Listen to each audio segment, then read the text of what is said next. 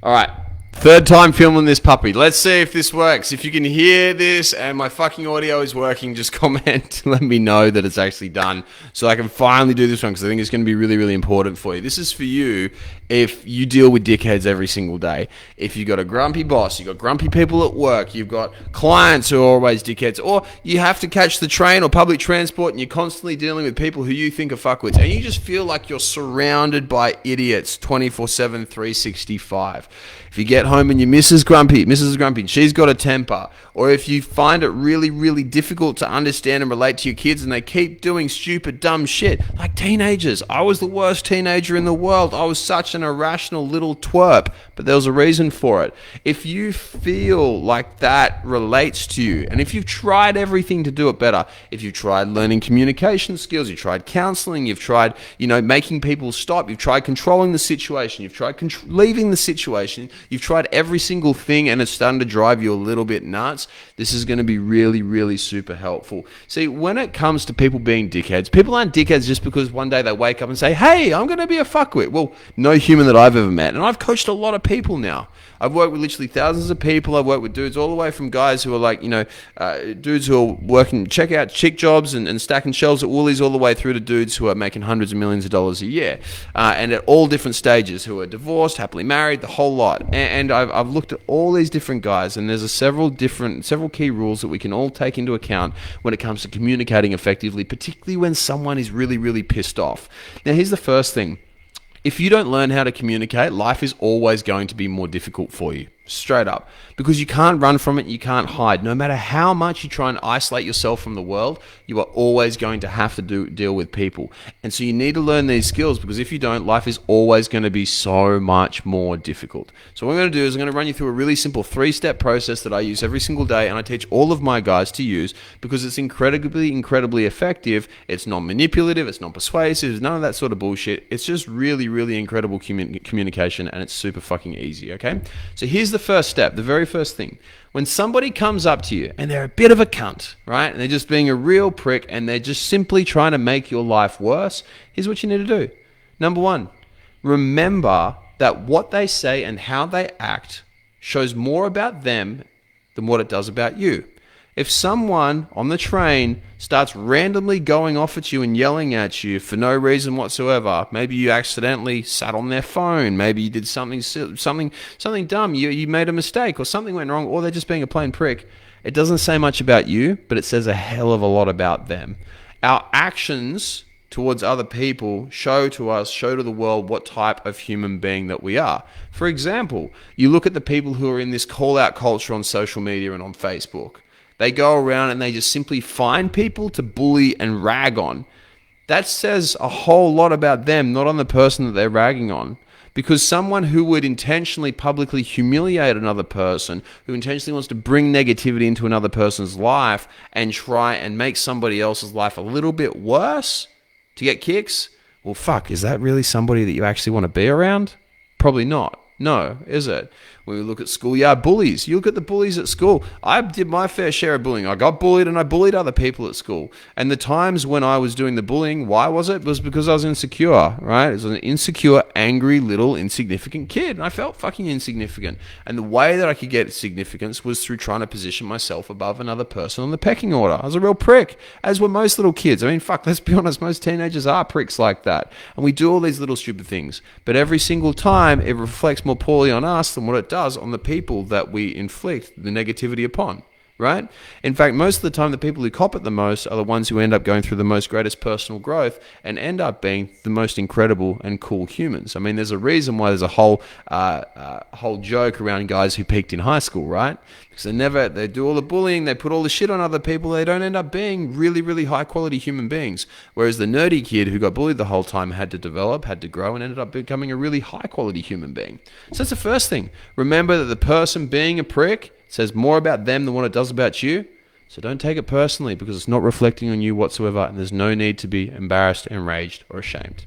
Second thing after that, empathize with them.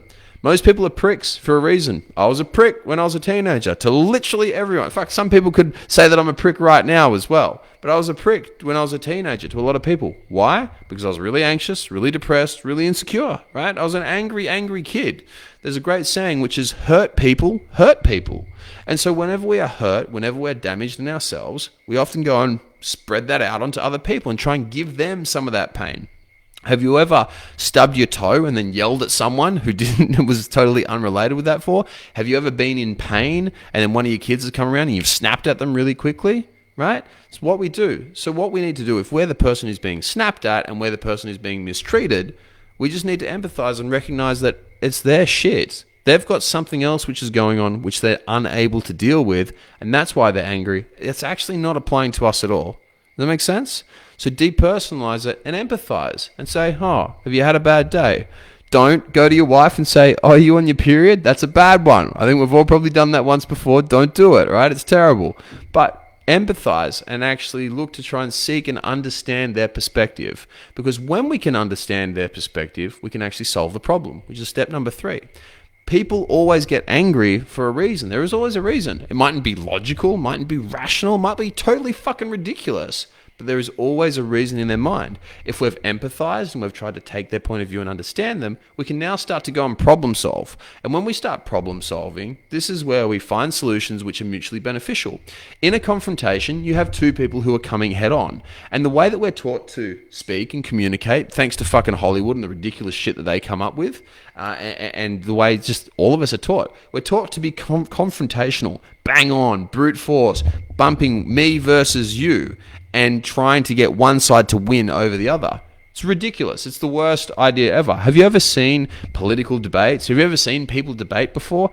Pretty much all the time it descends into personal attacks and bullshit where one's just trying to put down the other and they're just constantly just trying to heap shit on each other.